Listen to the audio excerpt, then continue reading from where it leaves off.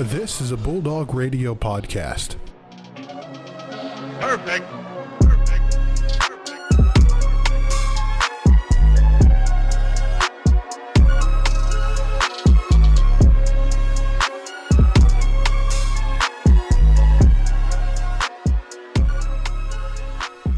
Season 3, Episode 38 of the MVSP. We're back in the studio this lovely Thursday morning. Well, it's almost noon. It's 11:20. I kind of woke up a little bit late. But, Brandon, you were rocking the shorts today, coming back from workouts today. Of course you pointed that out. Got a great weekend of Ferris State sports coming up, as well as some more things going on in the sports world. But, Brandon, you guys got a lot of stuff going on for track and field.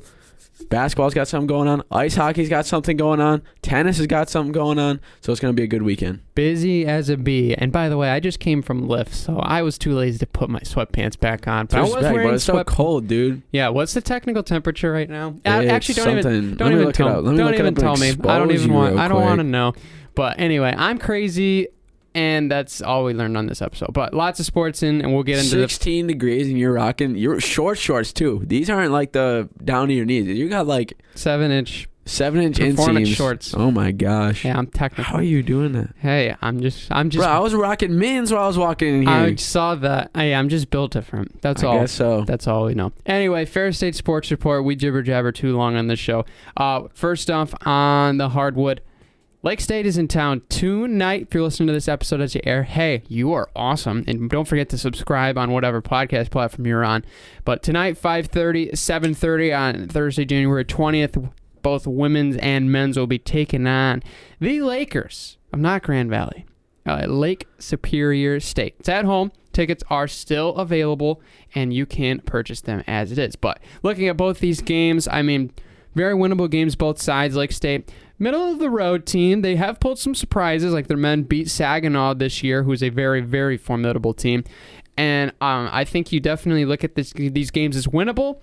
But Lake State can get a little pesty is the word that kind of comes to mind. Like, I think so. They're like the thorn in our sides a little bit. They're a team where like you can very easily look over them into a fact where like you're not going to really think of them as much of a threat. But that's the same thing we did in 2018 when we had the 38-1 season, and guess who our one loss was to? Lake Superior State. And I mean, that's happened before. I think last year we lost one of them in the season to them. So they're a good team, and they got good players. And yeah, they might be middle of the road, but you know, coming into Wink Arena, it's not going to be a guaranteed win. And I think the guys know that. I mean, we're talking to Isaac, who's been on the show before. He's a team manager. That's kind of the approach this week for the team is stay hot, stay ready, stay focused. This team might not be as good as the other teams. They might not be as good as Grand Valley. I mean, they lost to Grand Valley, I think it was by 30 or so.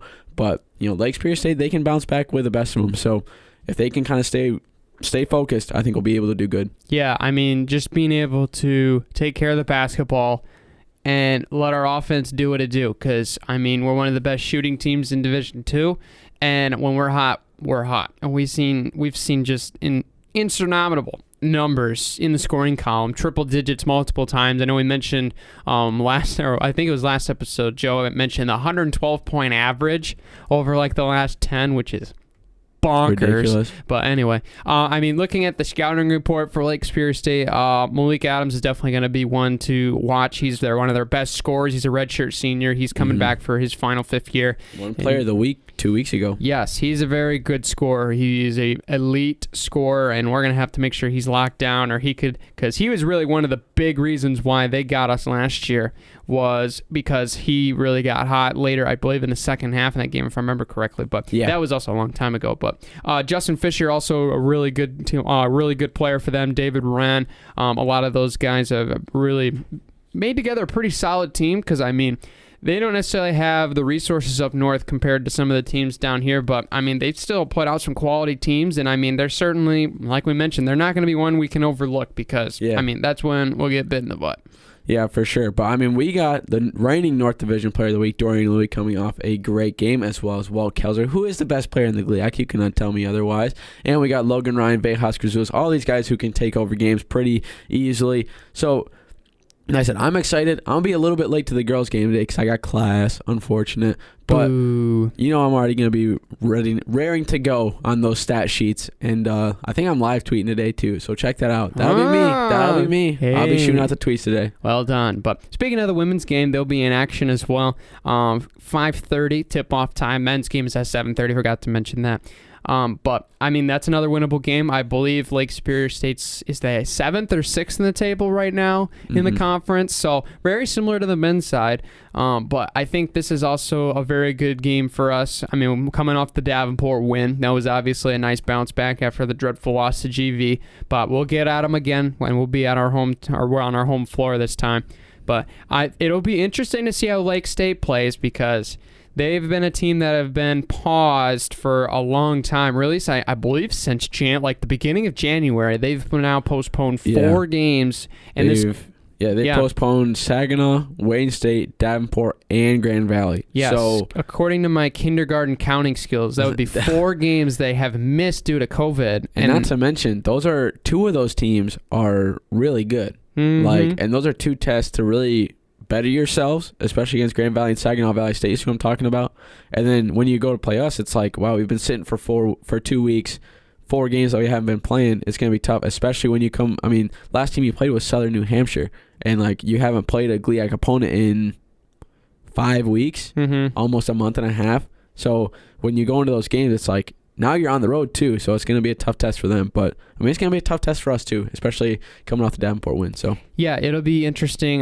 This team is not going to be they're not going to try to shoot the lights out. They're going to try to control the tempo. They're going to try to play their way, play slow, or play with more quality over quantity. So that's going to be something to watch to see how Coach Westendorp and then our team really changes on the fly, being able to adjust, being very versatile in the game plan. I'm sure we've been planning for this one for a long time, so I'm not worried about it. It's going to be a fun night. Make sure that you get your tickets now and come support the Dogs to hopefully 2 wins tonight. Yeah, hopefully a full sweep. But do we want to hear some other teams who are playing around the GLIAC tonight? Yes, let's hear the schedule. So also, all these games are going to be at 7:30 or later. So 7:30 at STC Gymnasium up in Houghton. I always say Houghton. It's Houghton. I always got to get that How do you Grand say Valley Houghton? is traveling up to Michigan Tech to take them on, so that's going to be a good game for the men's side. And then Davenport is going to be traveling to Northern Michigan, all the way up in the UP as well. That's going to be at 7:45, and then at 8 o'clock, Saginaw Valley is traveling to Purdue Northwest, and then Parkside is hosting Wayne State at 8:30. So that's going to be a pretty good one. And then on the women's side, if we want to go on to that one, Davenport as well, same thing. They're going to be at Northern Michigan 5:30. Basically, they're going to be at the same spots, just different times. And Grand Valley, Michigan Tech, and so on and so forth. Saginaw Valley, Purdue Northwest, Wayne State, and Parkside. Yeah, Grand Valley, Michigan Tech. That's going to be a fun game. That's going to be a big one. That's a huge game, but going to be fun. I'm really looking forward to seeing how the standings will be changed after this game because there you look at both sides as far as the standings for both women's and men's. There's a lot of teams that could flip up and move up a couple spots just based on this weekend. Yeah, for sure. There's teams like Lake State for the men's side who's just above 500. If they lose this weekend and lose Monday, they could very well slip down and maybe move down a couple spots. We can really kind of solidify, on the men's side at least, a spot that's even farther. Number 1, Grand Valley has a great chance for a bounce back against Michigan Tech, who is near the top for the men's side. Even the women's too. The women's side for Grand Valley, they're number 1, but Michigan Tech is pretty close behind them, I'm pretty sure. I haven't checked the standings I think since a couple days ago. But, there's some very good teams and some very good matchups that are going to be happening this week that could really shake up the table for the GLIAC standings, especially kind of now that we're getting into those second time where you're seeing all these teams. So, if these teams can kind of stand tall, especially like Davenport and Northern Michigan, who I'm pretty sure are both near the bottom for the women's side, those could maybe add some late season runs for them to kind of move up the table a little bit. So very excited for this week of GLIAC play. Yeah, and it's unfortunate, especially when you see teams like Lake Superior State. The women have only been able to play 6 total games so far this year, and Davenport has only played 3. So that's just a really tough avenue. Sarona. Yeah, it's just a bummer. But you have to imagine the fact of it is you're like, it's just hard to like get over an outbreak, and it's just unfortunate the times where teams just have to take a long pause, because that can really like mess up the momentum of the season basically, and it's just a really tough thing to get through. But we hope everybody's feeling well and that all these teams can get back to competition very, very soon. But moving on over, the track and field team will be in the University Center of Michigan. That is where Saginaw Valley State University's campus is. And the Doug Hansen Open should be a good one. It's a Friday meet, so it's a little bit different than a Saturday, just based on everything's going to be pushed back a little later. But I personally like Friday meets, because then you have the whole prep for the week to get on for Friday, and it's more of a weekend recover. Yeah, you get the whole weekend. It's kind of a nice thing, and plus I like racing that later anyway. What events are you running, Brandon? Well, I will not be running in this meet this weekend. Not yet. Curses. Hey, it's the injury. February. Mark it down. February is comeback season. Yeah, comeback season for the final three. It's Brandon Ward season, baby. Oh my gosh. Okay, calm down. Anyway, there's going to be a lot of good teams there. We haven't saw the full list of teams and heat sheets and all the schedules just yet. But I mean, I've been in the past. I know like Madonna's been there. Siena Heights has been there. Saginaw will probably have some people there. It's kind of inevitable because they're hosting. But maybe you might see teams like Wayne State, Eastern that might come back after they came in 2020, just based on what their schedule is like. Olivet, some teams like those will be there. So be really interested to see who comes to this meet. And it should be pretty fast either way. There's going to be some pretty quick teams and individuals there, not only as part of official teams, but there's a lot of quick club runners as well from other various schools. I know we had U of M. I think we had U of M's club team that came to a tune-up meet one year to Saginaw. So you never know. There might be some outliers. So it's going to be really interesting. But I know the schedule, if you want to follow online, I know is up on Saginaw's website. As of now, I believe field events start at 2 o'clock, 2:30-ish. And then running events start at 4 o'clock. And then we'll probably run down, for my honest guess, to somewhere around 8 or 9 o'clock. So going to be a little bit of a long one, but hey, it's a Friday. Going to have the whole weekend, so it should be pretty fun. Yeah, sounds like a good time. Hopefully everybody can run pretty fast and stay healthy, stay solid. So I'm excited to hear what happens next week on the show, and especially from you. So good luck to all our runners. Yeah, absolutely. It's going to be interesting. We had a lot of good performances last week. Can't wait to see the improvements for this week. But moving on over to the ice, the men's hockey team has traveled to Minnesota to Bemidji State. They will be taking on a really good team. I won't lie. Yeah. I won't lie. They're a really good team. I was gonna say a very. I want to say we can pull off a miracle. Exact opposite of us. We're 5-11 in the CCHA. They're 11-5. They have played a lot tougher teams in the beginning of the year, which is North Dakota, UMD. I think another good team. I think they played St. Cloud as well. But I mean, like, they're just a very well-polished team. We've seen them basically historically just be good. All those Minnesota college teams that are D1 are just very polished, mainly because they can, as kids, they can play like 2 or 3 more months outdoors more than us. It's a lot more accessible. But, it's going to be tough because, especially going over there, especially with our bus getting stuck on the way over there. Yeah. I mean, Harrison was having a heyday with that on the old Ferris Hockey Instagram. But, especially with, it's going to be a tough bout for us, especially coming off the loss against St. Thomas, which we shouldn't have had. But if we're able to get one, or if it happens to sweep, that's going to be great for us coming into the next week, especially returning home, because we're playing Bowling Green, which, if you remember that, won 6-3 the first game, but then lost second game. So good bounce back opportunity.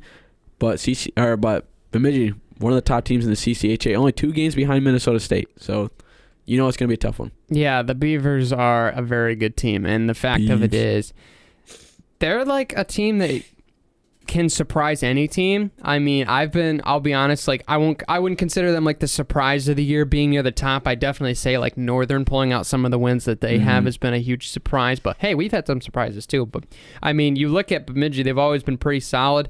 And I mean, last year they were pretty high up in the tables when we played them back home. And if I remember correctly, I think we got them in overtime last year at home. So we have done it before, and obviously, I can mention, we beat Minnesota State. We didn't beat anybody. Did we win them in overtime? Was that our first one win? No, it was. I don't think it was a technical win because of like the how many points that you get based off of the win, but I think it's registered in the schedule as a tie in the archives. But we technically, I think, beat them to get the extra point for the standings. But so anyway, I mean, I know the game went to overtime, so that tells you enough that we have been able to play with this team.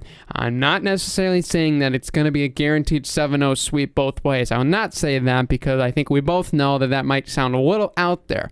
But at the end of the day, we just want to see this team really stand out and play a good game. Two good games, not just one. 2 good games, because we've had that ability to play a very good hockey game. But the problem is, in D1 college hockey, you have to play 2 good games to take a series. So we just haven't been able to do that yet, and we're just due for a back-to-back good performance. Yeah, a back-to-back good one. And what a way to do it against Bemidji State. Especially, we'll be able to send a message, get 2 wins, hop up there in the old CCHA standings. I mean, we're only 2 games behind Lake State, or 2 wins at least, same losses. But if we're able to, steal that, and then when we play them later on, we'll be fine. We're really 2 wins against Northern. They're 7-8-1. We're 5-11. So able to get the sweep. We're going to be able to bounce up a couple spaces in the old CCHA standings. So hopefully we'll be able to do something. But should we see, or do you want to hear other teams that are going on in the CCHA? Yes. What is the CCHA schedule? St. Thomas is trying to keep the win rolling against us, against the Minnesota State Mavericks. Not sure if that's going to be able to happen, especially since they're, one of the best teams in the nation right now. Yeah. Hate to see it for them. But they're at St. Thomas, so we'll see how that goes for them. The old rivalry up north, battle for the Upper Peninsula. Michigan Tech is going to be at Northern Michigan. We'll see what goes on there. I'm not sure. I think Michigan Tech took it when they played at the MAC, but I'm not sure if they'll be able to win in Marquette, especially since they're kind of middle of the table as well. A mouthful here, the United States of America National Team Development Program is taking on the Lakers of Lake Superior State at Sault Ste. Marie, so that'll be a pretty good one. And those are all on Friday, except for Thursday, which is happening for Minnesota State and St. Thomas, and then Saturday is when everybody else is going to be playing. Yeah, so there you go. There's all of the hockey coverage. All the audio and video is available on the website under the hockey tab. Mm-hmm. And under the multimedia tab as well, if you want to listen live on 97.3 or watch on Flow Hockey. Listen to Harrison Watt call a great game. Yeah, and Scott Kendra. Scott Kendra. Scott Kendra too. My bad. Okay, yeah. I know we've had Harrison on the show, but there's 2. Well, that's what I'm saying. People recognize Harrison. They'll probably recognize his voice. Yeah, that is true. He's been there a long time.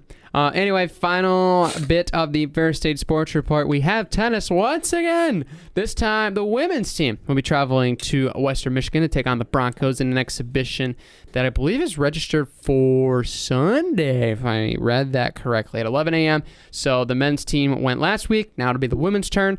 And, I mean, this is a very good opportunity for the women's team. I mean, defending GLIAC champs. I mean, way to start off against a really good team. See where you're at, especially going into the schedule starting up in February. Yeah, it'll be a good chance for them to really get going, especially with their new season coming up. And if they're able to kind of sneak away this win and get something, they'll maybe be able to, because they got GLIAC champs last year, right? Yes, both teams did. Repeat season for both teams, clean sweep. Back-to-back ring season? Who knows, man? Oh, I love the sound of that. Love the talk of it. Bling, bling. Get the ring. You know what I mean? Anyway. Yeah, that wasn't awkward at all. Wow, okay. I was just trying to be funny, man. It was funny. It was funny. All right. It was a good attempt. It was very corny, though. Yeah, I'm not going to lie. It's not a farmer's joke. Anyway, thanks for listening in to the Ferris State Sports Report. When we come back, the MB3 is back. Joe and I are going to get heated. Don't go anywhere.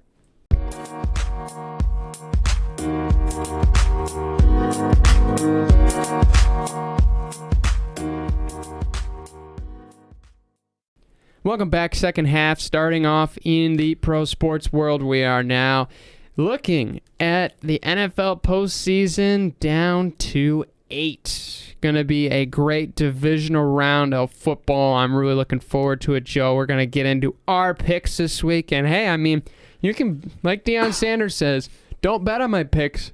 But if you bet on my picks, you did pretty good last week. I mean, I was 6-0. Joe was 5-1.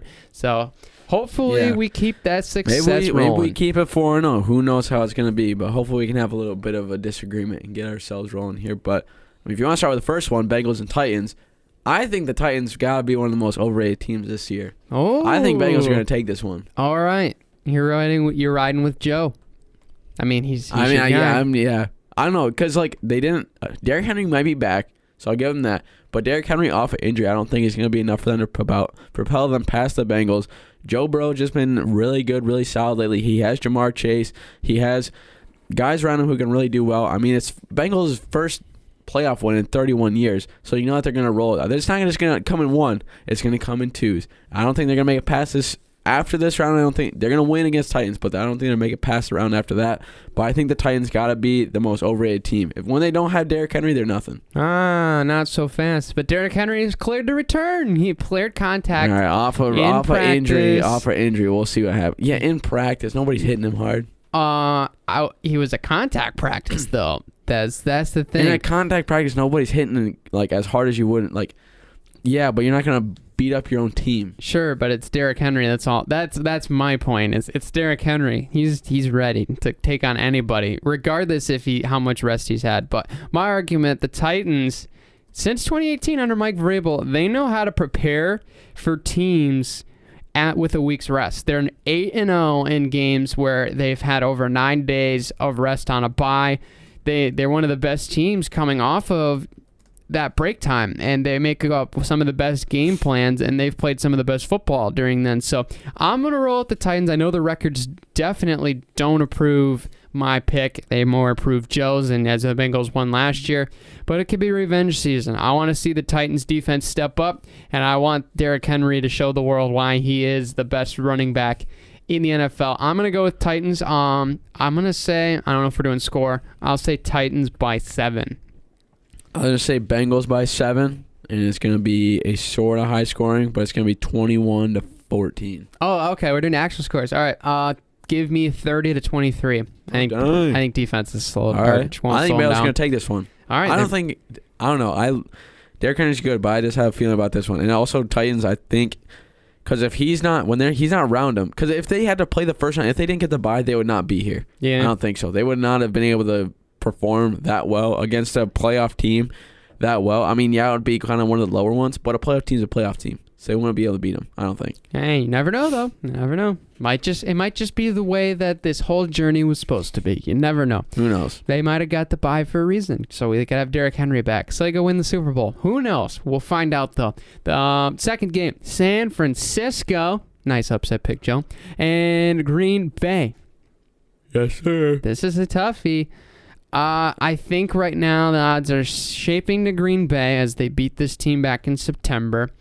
And I would want to say that this is Aaron Rodgers' Super Bowl from the media side and from the public of football fans' eyes, that this is his to lose. Yeah. So Green Bay looks really good. I think they're going to have just enough to beat the 49ers and send Garoppolo and Shanahan home. I do think they're going to make it closer than people realize. I'm going to take Green Bay by 4. 35-31. I'm hopping on the train with you. I think it's going to be a little bit more of a, not, I wouldn't say a blowout, but there's going to be more of a separation between the two teams. I'm going to take Green Bay probably 30-17, something like that. It's probably, I don't think San Francisco is going to crack the 20 mark. But then again, I mean, Jimmy G could pop off and throw for a crazy game and have like 3 or 4 touchdowns. So who knows what's going to happen? But I think Green Bay is going to take it, especially in Lambeau. It's going to be cold. I don't know if these San Fran boys are going to be able to be ready for it, be good with it. But Lambeau, especially playoff Aaron Rodgers, man, that's going to be a tough one to beat. I think it's going to be crazy. I mean, you got tickets as low as $117. That's just a week's wages. You can afford, like, there's going to be so many people at that game. It's going to be all cheeseheads. It's going to be all green and yellow. And Lambeau Field is going to be crazy. Absolutely. Next game, the Rams and the Buccaneers in Tampa Bay. This one's going to be tough. You're on the fence for this one. I know. I can just tell you're so tense right now. I'm conflicted inside. My heart is just being torn 2 ways because I like Tom Brady, but I'm also a Matt Stafford guy. And I want people to understand, because there's so many people, dude. When he won the playoff game, he was like, Matt Stafford joins an elite group, like, and the guy named like a whole bunch of like mid-tier quarterbacks who have won a playoff game, and I was like, bro, like, that just is a terrible argument because you could have a bad quarterback but a great team around him. The Rams have a great quarterback and a great team around him. However, Tampa Bay on the other side has the greatest of all time and just great people all around. So that's going to be a tough thing. I don't know if Los Angeles is going to lose 2 times in the season to them because it was, 34-24, I think, when they lost earlier on in the season. It's going to be in Tampa, but, I mean, it's not going to be terrible weather or anything, so Los Angeles will be able to fix that up. But, like, I don't know. It's going to be – I want the Rams to win. I really do. But I don't think they will. What? You're going against your guy. I know. Oh. Tampa's going to win. It's going to be close. It's going to be within 7. I think it's going to be like – it's going to be, if OBJ pops off and if Cooper Kupp pops off, they got a chance. But it's going to be like 30, I'll say 35 to 30. 35-30? 35-30 Tampa. Okay. All right. This is very interesting because I was truly expecting you to go with tickets as low as $142 though, so you guys can go. If you want to shell out money for the plane ticket, you can get down there for cheap. Yeah, hop on a flight.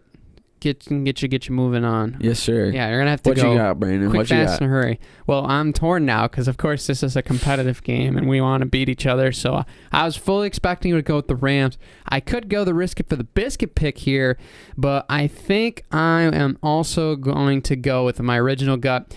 And I think Tampa gets revenge. I just don't want to bet against Tom Brady and be wrong and look like an idiot. So I'm not going to do that. I'm going to take Tampa. I think this game might be a little bit lower as far as scoring-wise than maybe the San Fran Green Bay game is, even though it theoretically and on paper should be the other way around. But I just got a weird feeling about it. So I'm going to go with the Buccaneers. I'm going to say like 27-24. I think that's a pretty good one. It might just be a weird low-scoring game, but I really like what the Buccaneers defense has shown. I know they're like statistically 13th.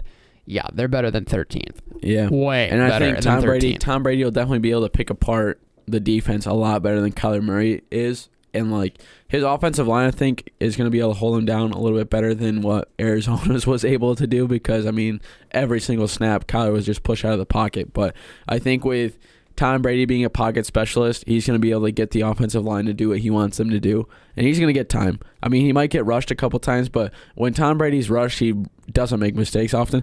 However, let it be known, I'm rooting for the Rams. I want them to win, but as a statistical analysis, I think Tampa Bay is going to win. Mainly reason, Tom Brady's been here before. He's got the people around him. Los Angeles offense is really good, and their defense is really good. I don't know. I'm conflicted. I literally don't know. I'm even second-guessing myself right now. Did you pull out the Motown clause for when we pick with the Lions for Matt Stafford for the Rams? Is that what we're getting at here? What's the Motown clause? Well, I mean, I always have to pick the Lions, even though you win even though you know they might not win. You still have to pick them. Do we pull out the Motown clause for I this don't one? know. Is that a honorary Motown?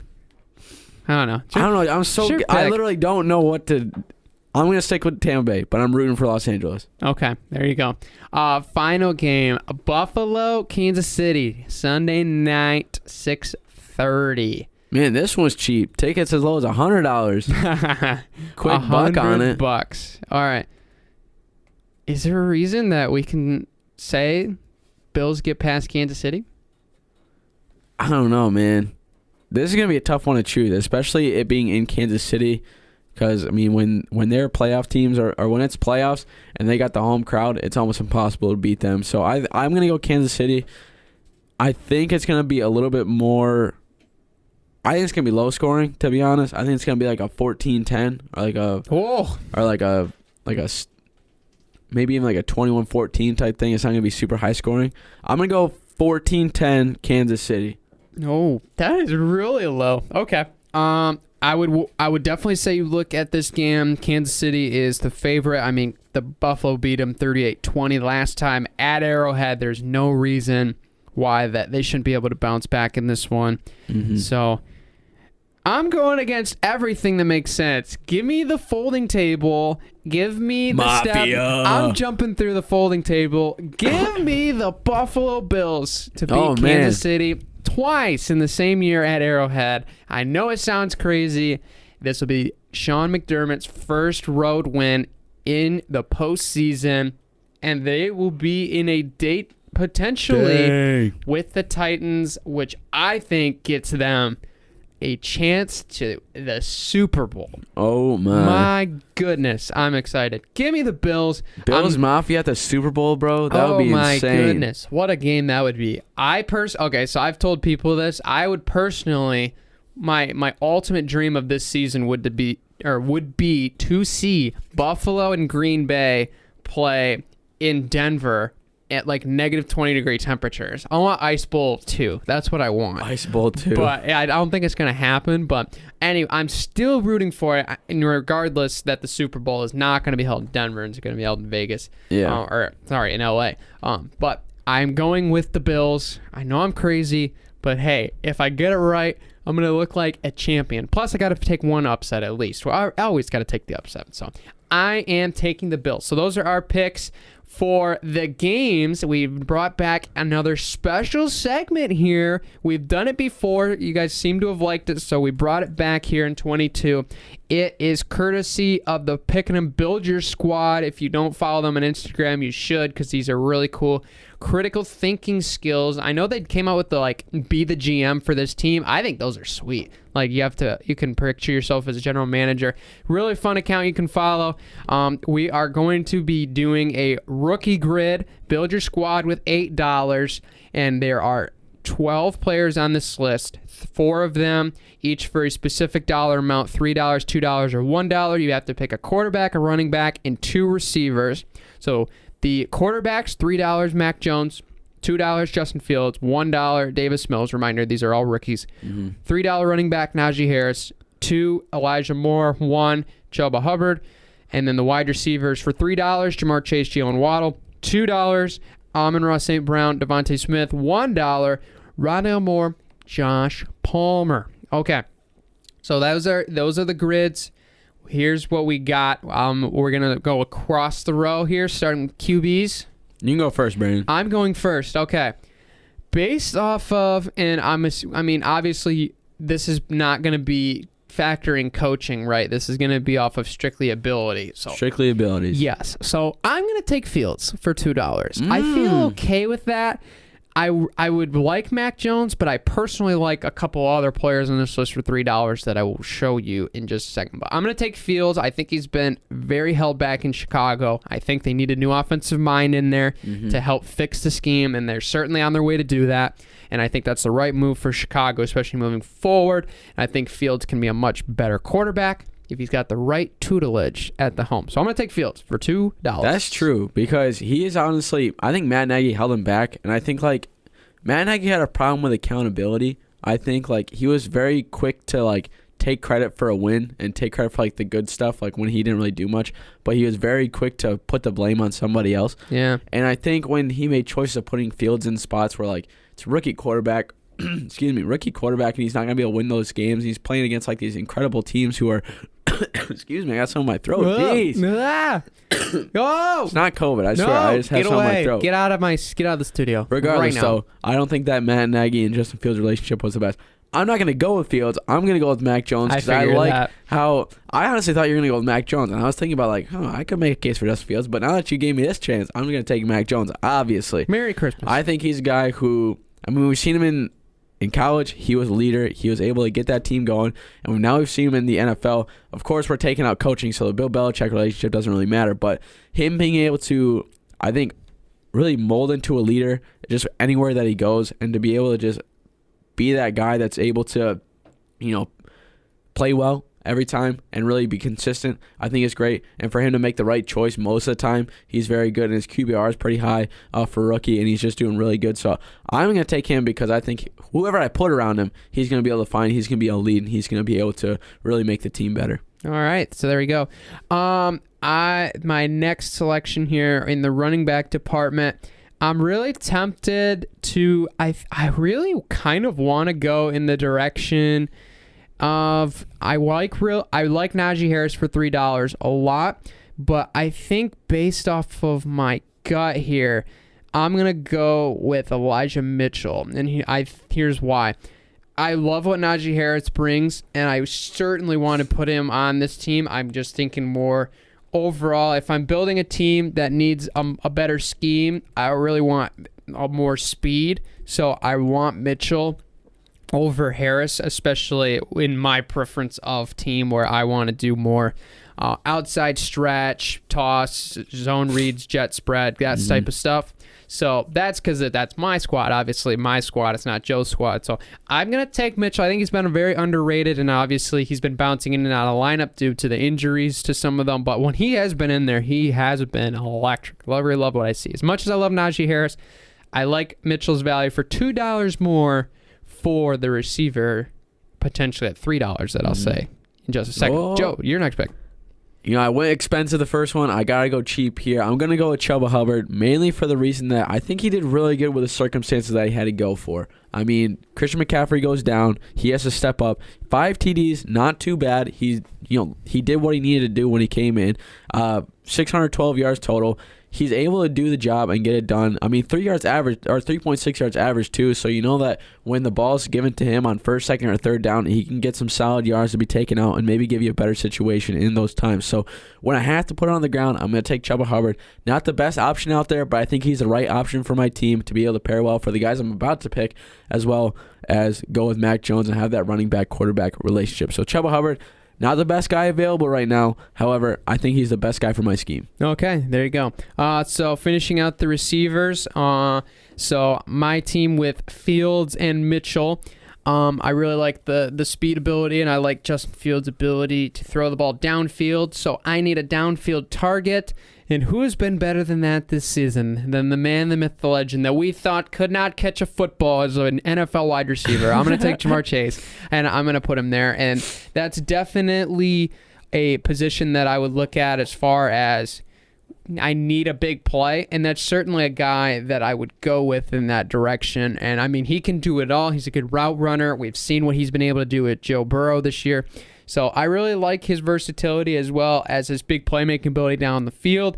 And I want to use Justin Fields' arm like he used at Ohio State, unlike whatever in the world they were doing in Chicago. But I'm going to take Jamar Chase with my first receiver. We're going to just do both receivers, or are we going to split them? Do you want to pick your first one? Or shall I pick my second one? I'll pick my first one. Okay. So we can't do repeats, or we can do. Well, I mean, you can... so you're saying the columns? I'm not going to choose Chase, but if we by chance choose a second or the same one the second round. Oh, I see what you're saying. Okay. It doesn't matter. So. All right. Well, either way, I'm going with Devontae Smith. Okay. I like what he's been. I mean, an Alabama man, he's going to pair well with Mac Jones. It's just what you want on the offense. And, he might be 170, or he might just be 170 pounds soaking wet at his frame. But I think what he's been able to show, especially with Jalen Hurts on the Eagles squad, he's been doing good enough, and he's been able to really perform. I think when you pair him with Mac Jones and a scheme that they're familiar with, I think they're able to do pretty well. And he's fast, he's shifty. He might not be as well as Jamar Chase right now because the size difference, as well as I don't think he has the same or as good of a skill set. I mean, they're basically the same skill set, but I think Jamar Chase is a little bit better. But I'm going to go with Devontae Smith because Alabama guys, the chemistry's there. They're able to play well. Yes. All right, so my final one. I think I know who you're going to pick. Yeah, you do? Who am I picking? You going to go St. Brown?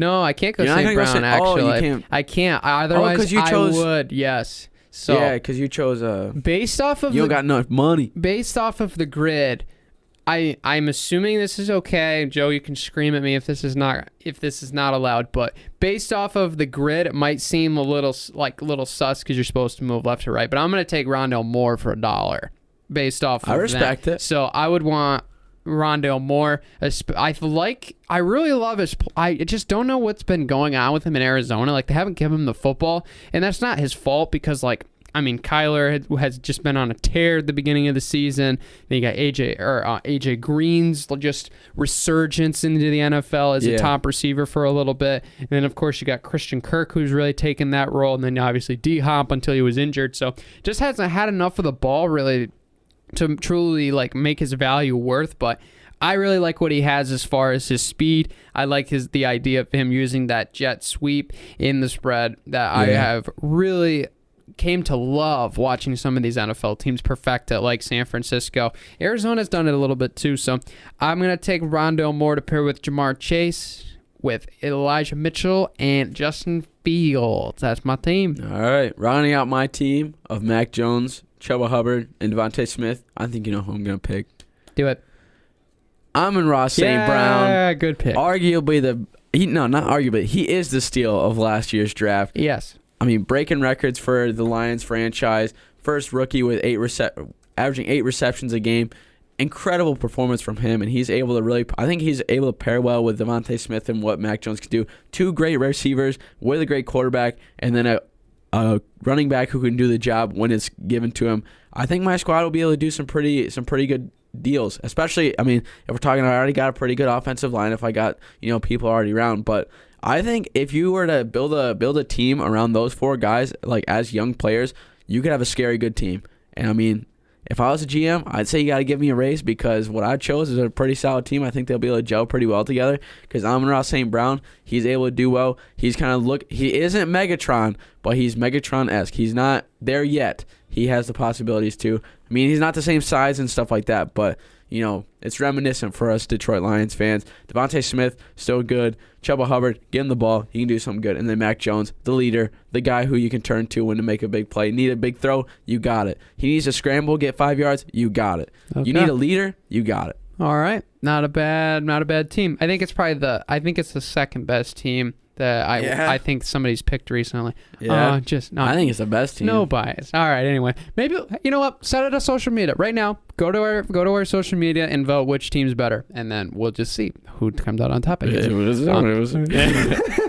Anyway, moving over to the NBA, it is almost All-Star Weekend. Hey-o. The fan vote return has taken the world by storm right now, and taking a look at the updated leaders in the NBA All-Star voting. So anyway, in the Western Conference, starting in the front court, we got LeBron James himself, $4.3 million. Nikola Jokic, $3 million. Andrew Wiggins is in third right now with $1.8 million. Paul George at $1.7 million.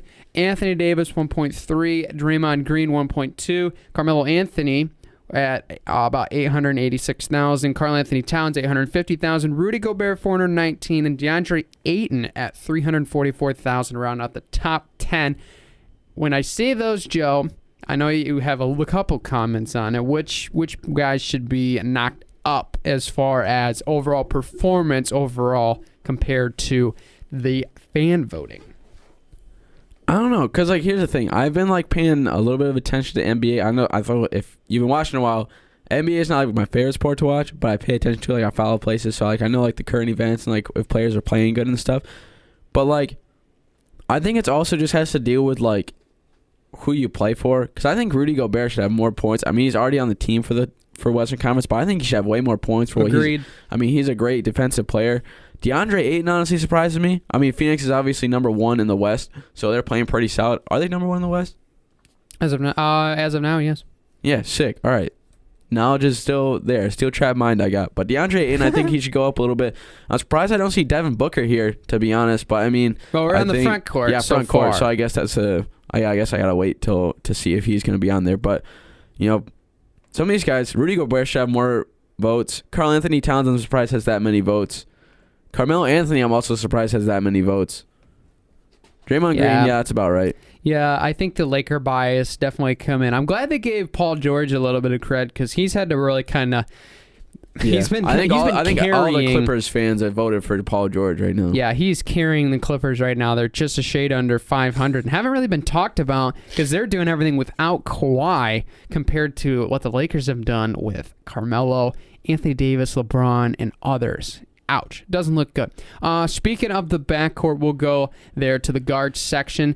Starting off with, of course, the greatest shooter ever, Steph Curry, at $4.4 million. Ja Morant in second, $1.6 million. Luka in third, $1.4 million. Klay Thompson in fourth. Although he's only played a handful of games, he is in fourth. He's back. $750K. Let's go. Your boy D-Book, $648,000. Russell Westbrook in 6'5", 76.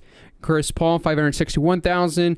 Donovan Mitchell, $441,000. 9, Damian Lillard, $364,000. And Anthony Edwards, the supposed greatest athlete in any sport you could play, is in 10th at $224,000. My first thought on this, I think you definitely can make the argument that Russell Westbrook should be put down, but his popularity is too good for that. And I would honestly say I'm glad they put D-Book over Westbrook because that is well-deserved. Devin Booker's played some of his best basketball, regardless of any mascots trying to distract him. He's still been playing the best basketball we've seen.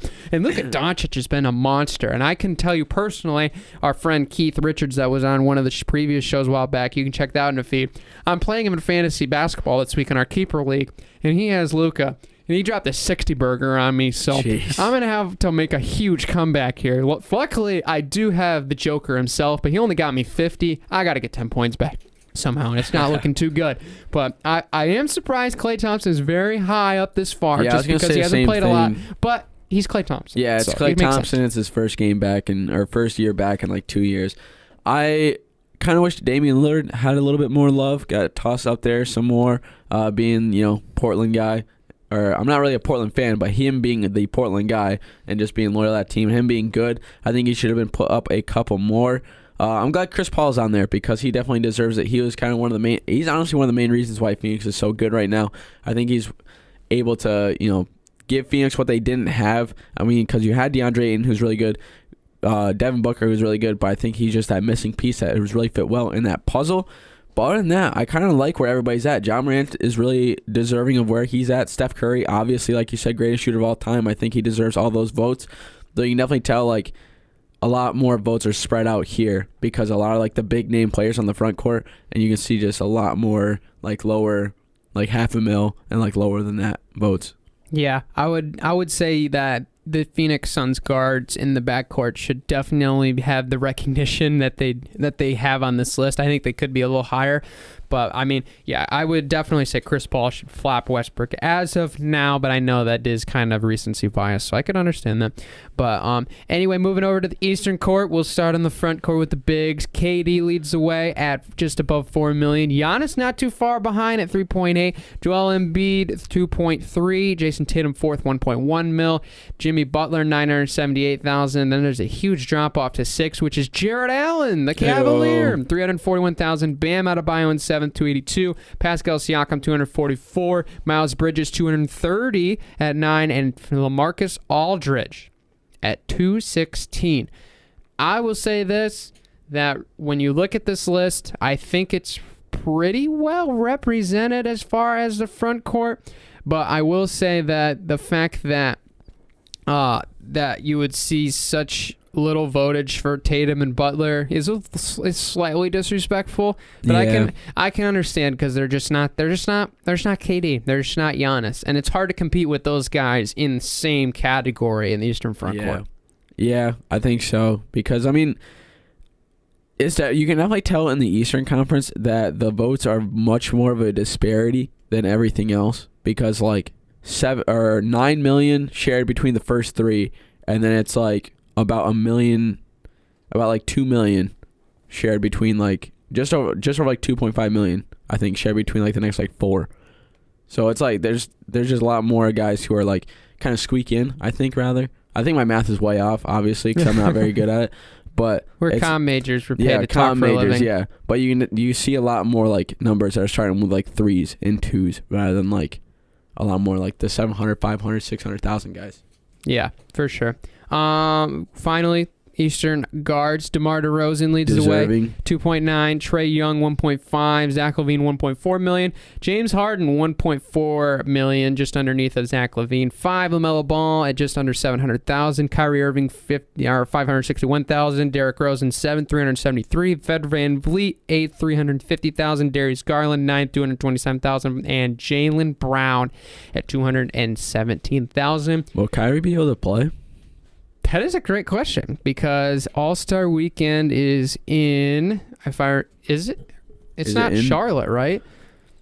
I don't know what it is, but I mean, homie's not vaccinated, so. It's in Cleveland. Okay. I wonder where I got Charlotte from. Anyway, it's in Cleveland as of now, and that was exactly 1 month from now, 30 days, if I do my math right. Like we said, not math majors, but DeMar DeRozan being that high above everybody else is correct. I really understand the fact of it's only been 1 year. Like, why isn't Trae Young higher? Why isn't James Harden higher? No, it's this year.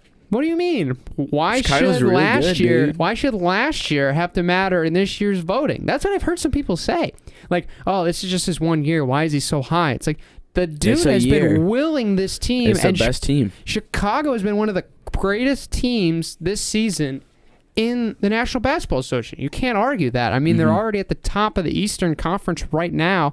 And, I mean, they've still been able to move out and in because they've had some COVID protocols, and they're still on top of the Heat. They're still on top of the Nets throughout all of that. So the fact is he should be that high because he's been one of the big reasons why. I don't care what Twitter says, that he should be up there. But I can't see the argument, though, that maybe James Harden could be a little bit higher. I could see that a little bit because he's been a big piece to that puzzle. It's just, KD's been KD, and he's taken away James Harden's votes, and that's a fact. But I am glad though that they are giving some of the younger guards the respect because they have been very well, especially in the defense side of the ball, like Darius Garland and that crew. So I really do like that. But that's so far the All-Star voting. I don't think.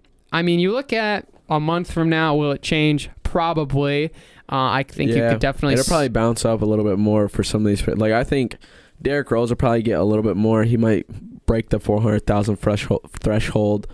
Jaylen Brown, I think, will go up a little bit more. I think he's deserving a couple more votes. LaMelo Ball, I think, is going to get more as well.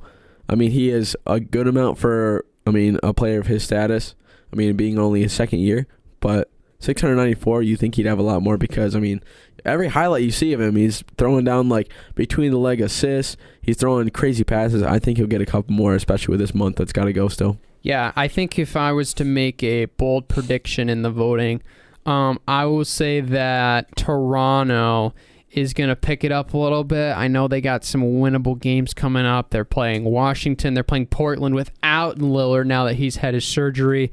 And then they got the Hornets, the Bulls, the Heat. Those will be tough games. Then they have the Hawks to round out the month. So I'm looking at those games. I think they can get some more out of that because Pascal Siakam has been a fantastic player for them. And I think him being down on the list is kind of a little disbarring, but because I think he needs a little bit more credit for what he's done with his Toronto team because it's him and Fred, man, and OG. That's really all that they have. No disrespect to the other players, but as far as guys that are leading the franchise after it was just thrown to shreds in the Lowry DeRozan era. Yeah. Now they're picking up the pace really well with that team. So really excited what I've seen from that team. So that's one guy that I think could make up. I would not be surprised if we see Carmelo flop down the list in the Western Conference front court. I would be very surprised if he stays in the 8th spot over Gobert, but that is a pretty big gap he's going to have to make up.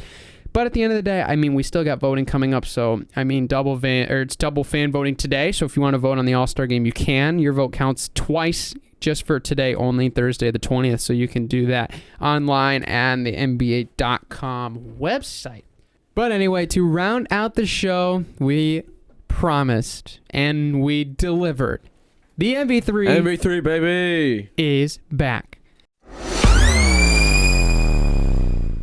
Today, we have a debate of the top 3, we're going to say, underrated sports to watch. ESPN, the Ocho, underrated type sports to watch. Yes. That's basically what it is. Yes. So the rules are that it has to be a registered sport, not necessarily on the Ocho, but if it has been, obviously it obviously would count, but it must be worthy enough to be considered in an Ocho-worthy sport. Yeah. So basically, anything applies basically at this point. So, but anyway, we'll be doing our top 3. Rock, paper, scissors. Who goes first? Rock, paper, scissors, shoot. Hey, gotcha. Scissors beats paper, baby. Scissors beats paper. Okay, so that means I'm going first. Is that what you're saying? Or would you like to go first? I'll go first. Okay. I'll go first. You pick. Wait. Before we go, are we declaring that this is unpickable? Make it, take it. Unpickable. Okay. If you pick it, if I pick something, you can't pick it. Okay. Here we go. All right, so my first one, I don't know if a lot of people have heard this one, but bandy. Bandy is such a cool sport. You ever watch that one? I do not know what bandy is. Basically hockey with a ball. And it's played on ice, and it's basically hockey, but they play on a sheet of ice the size of a soccer field, like a FIFA-sized soccer field.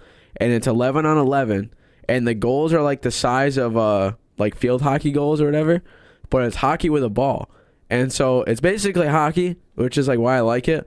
But to see these people like sprint across the ice and just like how fluid, like since it's not so compact, it's so much more fluid and stuff. And it's super cool because like their sticks are like big like J shapes kind of.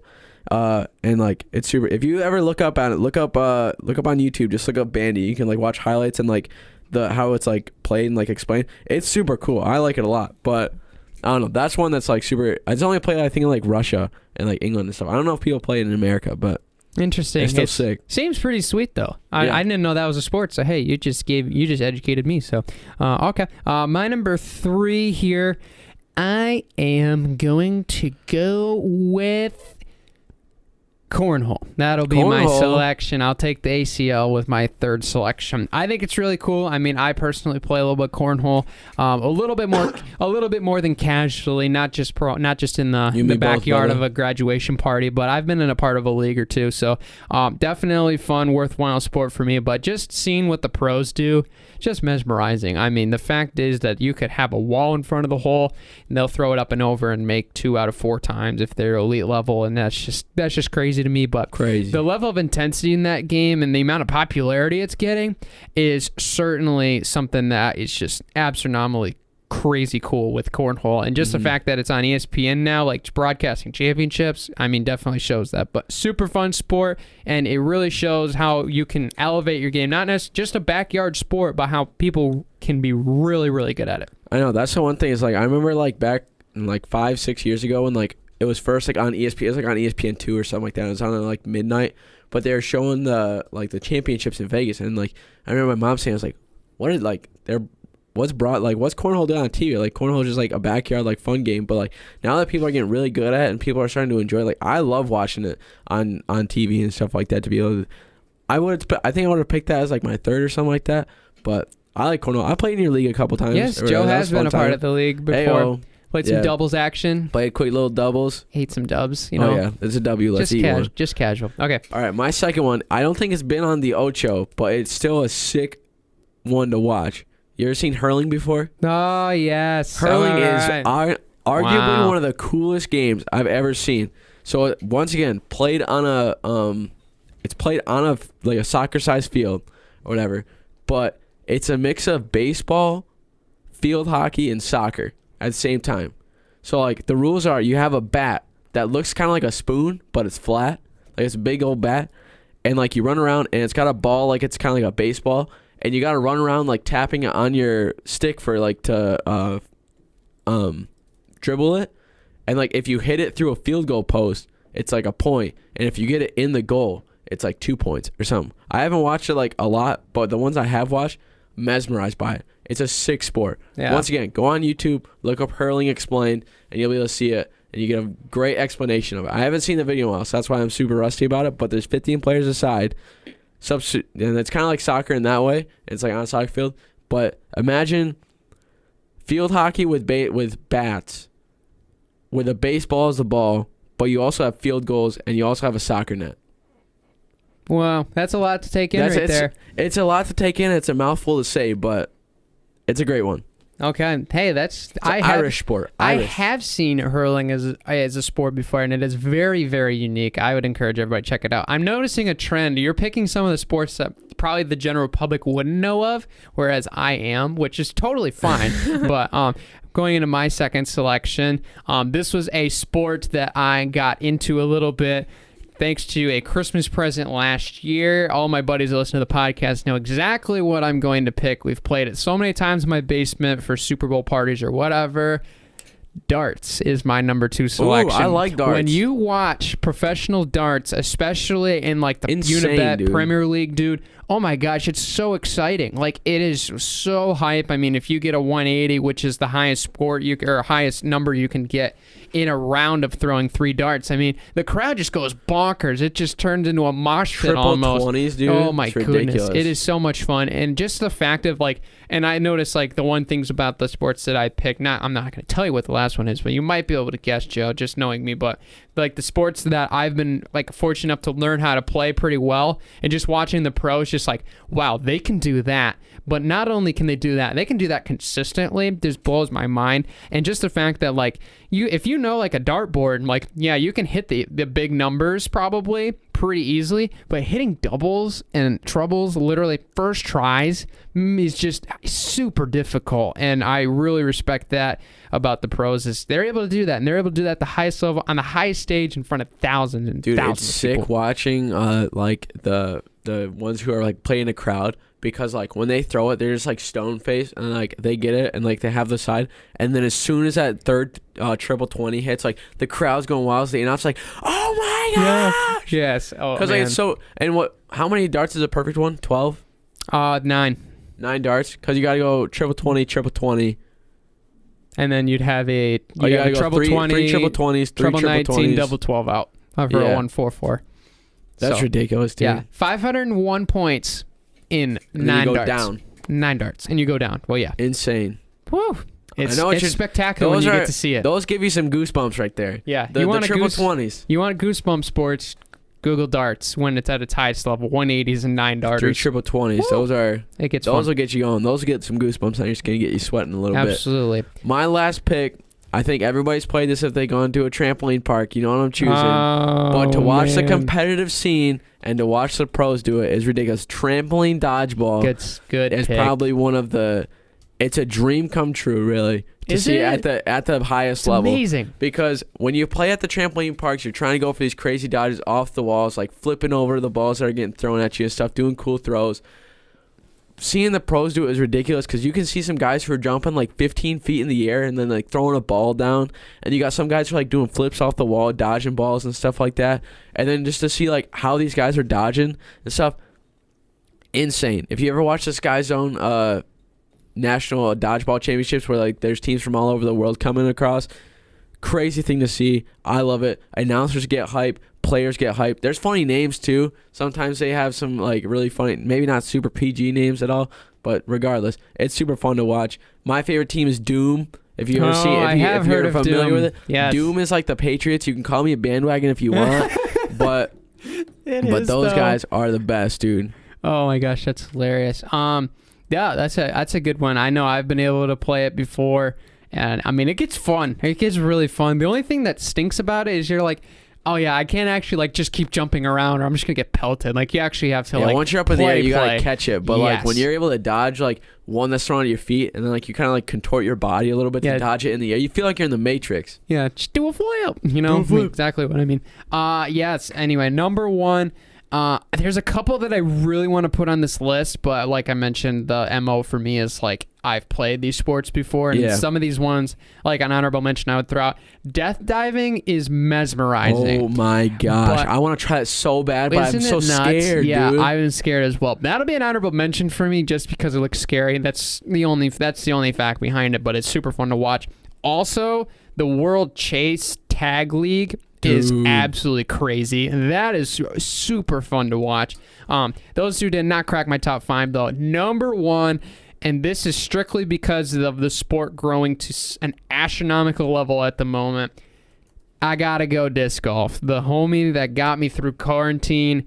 It was just a fantastic time being able to get through quarantine with a sport like disc golf. And now the fact that it's at such a high level is really just cool to see. And I know some people are like, well, disc golf's kind of like golf though, because it's kind of boring. But the thing about like I appreciate about disc golf is just everybody plays differently, you know, like it's like golf. I mean, some guys lay up. Sometimes you're Bryson and go 450 over a whole thing of water. Just go to a par 5. Only bombs. Yeah, only exactly. Bombs. But some people lay up 150 with an iron. Where now you have disc golf, where you have different flights on discs. And I'll tell you one thing: aces are much more common in disc golf than regular golf. So that is true. You can check that out. You can see those as well online. What's the home course you usually go? Reed City got one. Reed City's building one at the moment, but a storm knocked down like half the trees that we were going to use, so now they're trying to clean that up, so it's going to be a hot minute before that happens. But North End, the Ferris State official championship course, is one that I really enjoy. I know they're making another one. Dude, our club team,